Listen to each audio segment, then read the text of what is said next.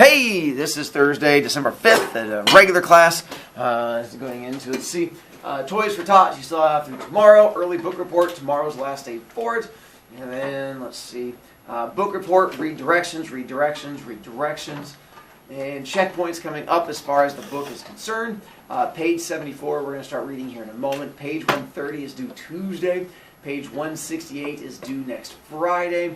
And then page 200, and by the way, yes, there is a page 200.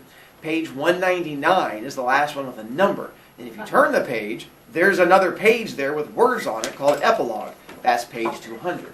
So that is the one that is due Wednesday, 12/18, which is 2 weeks from yesterday. Homework due tomorrow. We have option 1, option 2, option 3. Just trying to help you not get tortured as far as that part goes. So that's where the homework bit that goes in. Come back to that. All right. With quiz that you guys got back, for those of you who read and still struggled, I wanted to figure out why.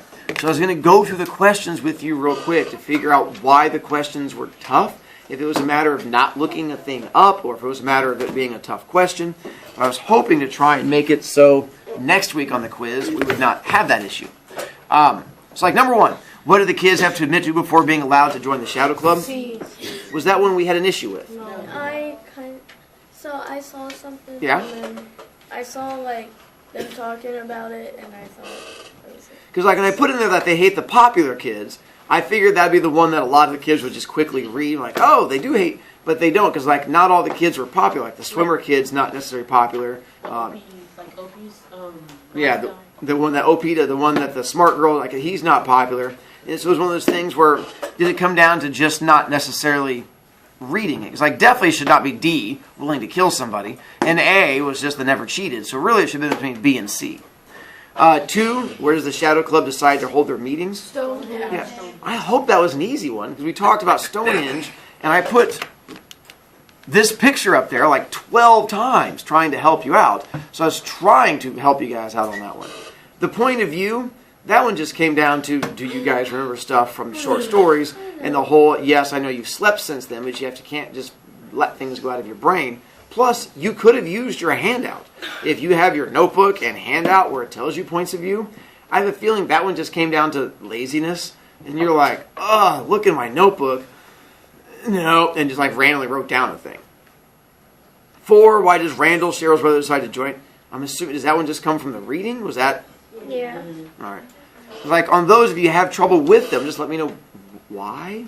The beginning of on that one, 5, the complaint I heard kids tell me yesterday was it wasn't fair because the beginning of the book was exciting.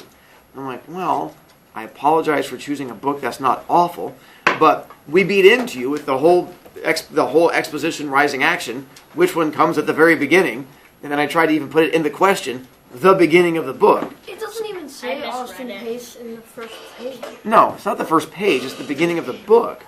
And that's where the first chapter ends, where they're talking about, ooh, I know who you hate. And he talks about Austin Pace. Chapter 2 starts with him saying, I hate Austin Pace.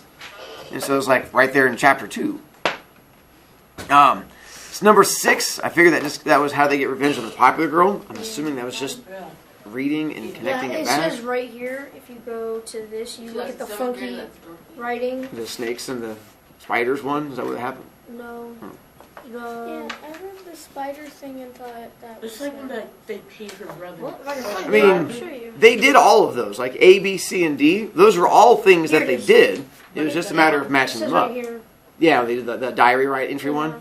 I figured once again that was just a matter of not going back and looking at it. After Jared tells Cheryl the Shadow Club is stupid, that goes back to the scene where they meet each other out there, and they're like, that's when Austin challenges him to the whole racy thing. He almost beat him. Wait, Yeah. Yeah, 7. Okay. Because that was when they were out there and they had the fire that caught the school and everyone had to clear out.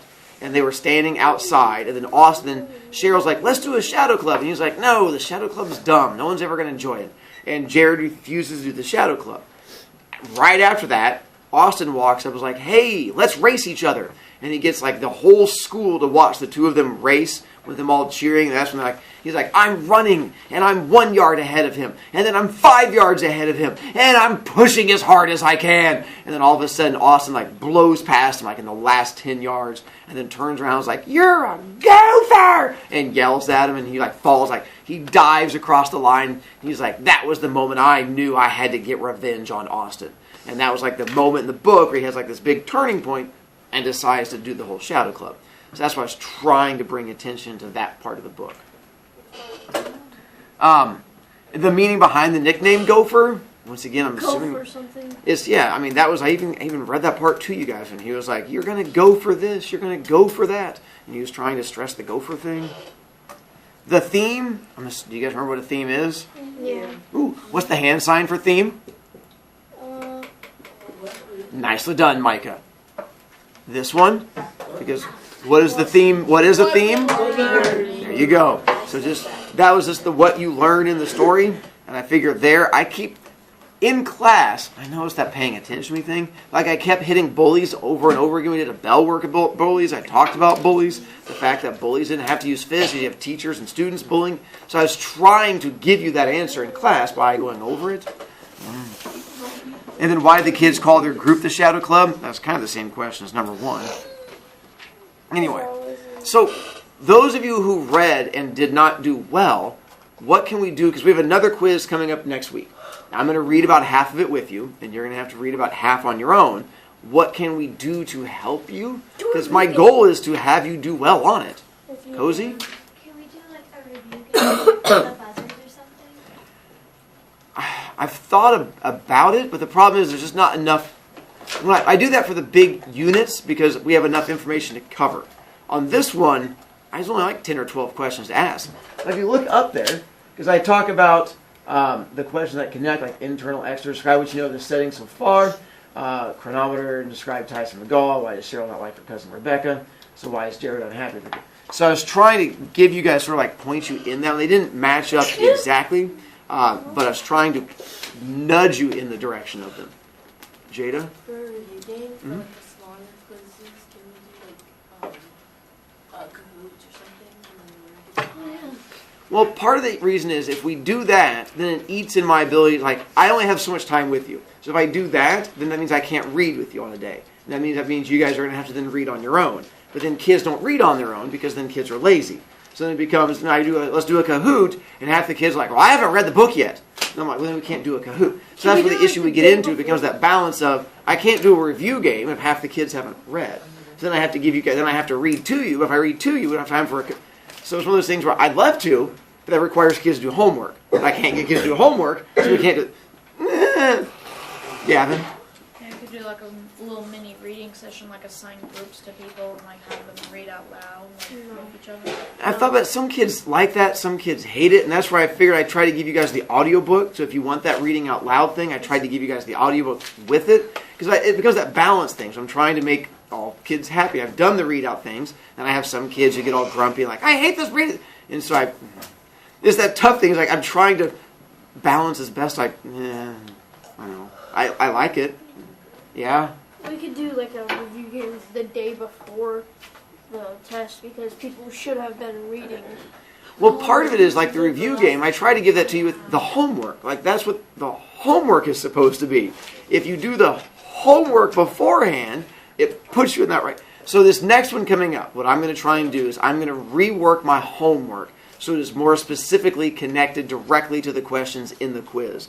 So that way, those of you who want a review game, look at the homework ahead of time, and I'm going to try and make those questions match really closely to the ones that will be on there. So I'm going to try and do it that way. So I'll try doing that one to adjust things as best I can. But back to here. So, because here in class, reading. Today, I could be hey, now you guys all get to go read on your own. But the problem with that is some kids aren't going to read. And then I can't. But at the same time, I want to be able to show you pictures I have. That I came up with things to try and help you out, to help you understand. But then I can't always do that anyway. So let's take a look and see what we can do. Welcome to Helby. Put your pass over there. Remind me at the end. I can pull out your quiz if you want it. It's just in my file thing. We have this back. All right. And you have your book? Yeah. Good job, Taylor. All right. Good job, Tailby, bringing your book. We all know who I'm picking on. It's okay. I never said anything. What are you talking about? I never charge you points. What are you talking about? And page 74. Ooh, with this one, the Shadow Club members, just to give you a quick reminding thing. Jared Mercer, who is it that Jared hates? What is it that Austin's good at doing? Nicely done. Who does Cheryl hate? Rebecca. What is it she's good at doing? Singing. Nicely done. What is it Randall's good at doing? Do you remember the name of who he hates? Nicely done. I was going to say Drew Carey. Jason Perez. No idea. The band guy. He is the band guy. Nicely done. And the guy he hates? I don't know his name. The other band. Nicely done. It is David Berger. On these, like, that's not a question I'm going to put on your quiz. I'm not going to make you pull this name back out. This is just more to see if you guys remember who the different people are. So, David Berger is who he hates. Abby Singer. The prettiest girl. Nicely done. She's the hottie. And who is it that she doesn't like? It starts with a V. It does start with V. Vera Donaldson. I hate Vera Donaldson. Karen O.P. Hahn. Smart person. Nerd. Smart person. Seems a little strong. And then the person that she... The guy smart person. That gets 100%. The intelligent. No. All I know is Yeah, she's the guy that gets the 1 point. Tommy Nichols. See, I knew that. And Darren Collins. Basketball. There you go. And he hates... The other dude that plays basketball. The tall guy. Nicely done. Eric Kilfoyle. So, Eric aluminum foil. just helping you out on that one. All right. You actually, wait. Oh, yes. Also, how you can remember Austin is because he has pace in his name. I would agree. You need to Pace yourself when running. She only Oh, has So, on this, I'm not going to make you, like, know who does what. This was more just, I know there's a lot of names being thrown at you, so I thought we'd take a quick look at it. My worry is just more know the fact that there's different things going on, and maybe at some point be able to look back in the book to find stuff, but that's about it. I Yes? came up with names for them.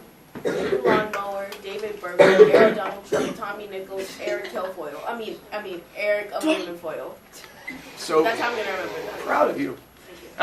The thermos thing, what do they do with the snake. thermos? They put a snake in it. And that was, they put a little garter snake in there, and then she freaked out. I and then pick she it up. threw Like I used to have a snake. I would swallow the No, snake I would whole. scream and I would probably try to kill it. No offense. The trumpet, Snakes. and that's where, yeah, he has the whole Where are the fingers? solo. Well, I don't know. I probably know.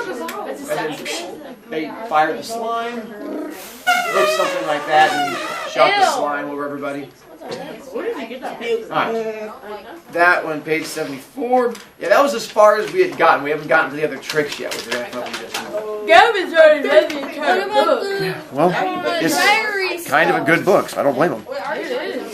You've also found out the big stuff that's coming. Yeah. By the way, as I told a few kids, them playing pranks, that's not the big part of the book. No, them There's a twist coming up where things change. Stop telling stuff. Yes. It was That was Samuel. I'm out. It's better if I don't. Okay. Everybody dies. Page 74. Pick up from there. The part where the kids are losing points as they're yelling across the room while the teacher is trying to... But at least they have lots of points.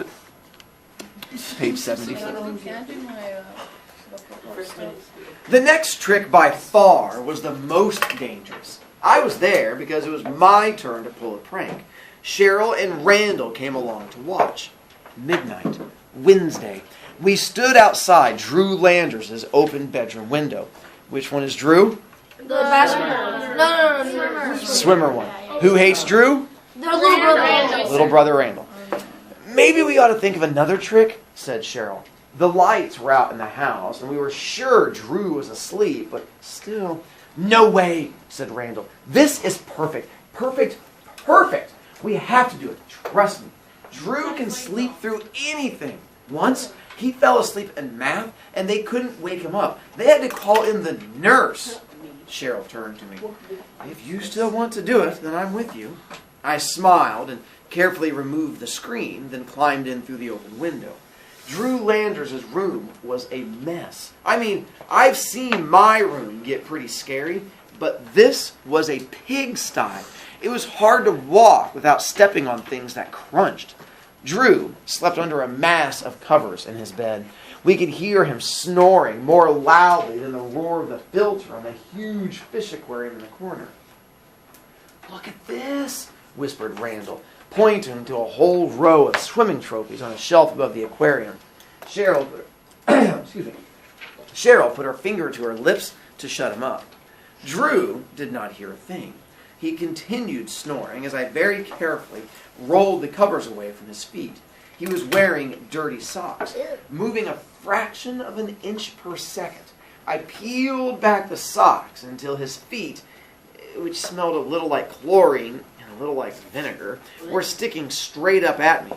I reached my hand out to Cheryl, and she handed me the nail polish.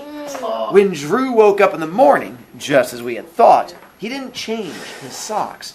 And 15 hours after we had left his house, an incredibly embarrassed Drew Landers had to explain to the entire swim team why his toenails were painted red.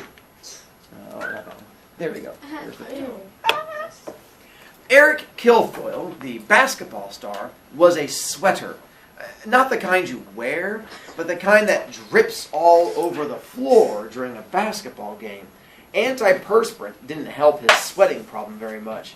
But, as Darren told us, Eric would always roll on a sizable helping of antiperspirant under his arms before going out onto the court. The trick that Abby planned turned out to be much more complicated than it sounded, because not only did we have to switch antiperspirant bottles, but we also had to make sure that Eric never saw what he was coating his armpits with. In the end, we had to black out the locker room at the perfect moment just to keep Eric and the rest of the basketball team in the dark as to what was going on. We were all there in the stands when the basketball team came out of the dark locker room and into the gym. Darren looked up from the floor and gave us the OK sign. The team wore their warm-ups through the layup drills. Finally, when the game was about to start, the warm-ups came off, revealing the team uniforms. Eric's was already beginning to look sweaty. It was a jump ball, and of course, Eric jumped. His arm went up, and in the excitement, nobody noticed Eric's underarms but the referee. The whistle dropped out of his mouth. The other team had possession of the ball, and Eric ran down the court, taking his position as center of the 2-1-2 zone. His arms went up, and that's when everyone else saw it. Fluorescent green sweat under his arms, soaking the sides of his shirt. Well, the captain of the other team dribbled the ball through the defense, then stopped dead when he saw Eric's little problem. "Hey, what's with the armpits, dude?" said the kid with the ball. Now, when somebody says something about your armpits, you have to look. You can't help it, even if you're in the middle of a basketball game. Eric reached under his left arm and came out with a fluorescent green hand. The kid shot a basket over Eric's head to score. Had the joke ended there, we would have been more than satisfied. But it didn't. We didn't count on Eric being colorblind. "I'm bleeding!" cried Eric, stumbling around the court, showing everybody his very green hands. "I'm bleeding! I'm bleeding!" The game sort of stopped as everyone tried to figure out if this could be possible. If it was, Eric must have been an alien. "Help! I'm bleeding! I'm bleeding!" he cried. "Call the nurse!" And everyone was so confused and dumbfounded by this weird turn of events that the nurse was called immediately. Real quick. So, this whole colorblind thing, when you're colorblind, it doesn't mean you only see the world in black and white. It's because the cones in your eyes, red and green, look like the same color. So up here, if you are colorblind, you're just going to see a circle with a bunch of dots in there. The rest of you should see the number 62, a 6, and then a fish. If you don't see that, then it probably... 74. Yeah, that's the fish. Just messing with you. And so that would be how you could tell the difference. Like, if you were colorblind, if you were to look over at Caleb, and then you looked at Addie, it would look like they're wearing the same color outfit. Like there would be no difference between the two. And it's not like you can't, like they don't flip-flop, it's just your eyes fade them all together. So that's what happened with Eric. He, for some reason, thought that when he saw it, that it was the same color as the bloody bits. Mr. Bro, I can't see numbers. And you probably have some level of color blindness. Mrs. Brown. Okay, I was just helping him out. All right, we're good to go. The most obnoxious of our tricks was a double header. It involved 2 kids, and one of them was lost in space. You see, Mr. Milburn, the science teacher, had a collection of animals in his classroom. Animals that ranged from gerbils to lizards. Tommy Nichols, the 9th grade's foremost brain, kept his pride and joy in Mr. Milburn's room. Octavia, his beloved pet tarantula. Sometime after lunch, Tommy noticed that Octavia was missing. But try as he might, he could not seem to find her. She was not in her cage. She was not hiding in the bookshelf. It seemed like she was nowhere in the room, and nobody could find her. Lost in space found her. Or should I say that she found him? I was particularly mad at Austin that day, so I couldn't wait to see the trick pulled off. You see, Austin had called me Gopher so much that everyone has started to call me that. I couldn't wait to get back at him. Anyway, it was a rainy day, and so Austin, as well as everyone else, came to school in a hooded jacket. In homeroom, at the end of the day, everyone put on their coats and waited for the bell to ring. Ralphie Sherman saw it first. "Hey, Austin, there's something in your hood." "Yeah, sure," said Austin, because nobody ever believed a word Ralphie said. "If there was something in my hood, would I do this?" said Austin, thinking himself pretty clever, put his hood on. When he pulled his hood off again, a tarantula was sitting on his head. "Ah!" he screamed, running around the room. "Get it off me! Get it off me!" He wouldn't touch it. The thing was sitting smack on the middle of his head, but he was too grossed out to actually touch it. Well, just like with the snake, everybody in the room, including Mrs. Marlowe, our homeroom teacher, began to scream. Meanwhile, Austin ran around the room with Tommy Nichols running behind him, crying, "Don't hurt her! Don't hurt Octavia! She doesn't bite! She's a good tarantula!" However, when a tarantula is doing push-ups on your scalp, you don't care how good it is, you just want it off. Watching Austin turn white as a ghost was the high point of my day. And then, as if it wasn't bad enough, Octavia got freaked out and tried to climb off.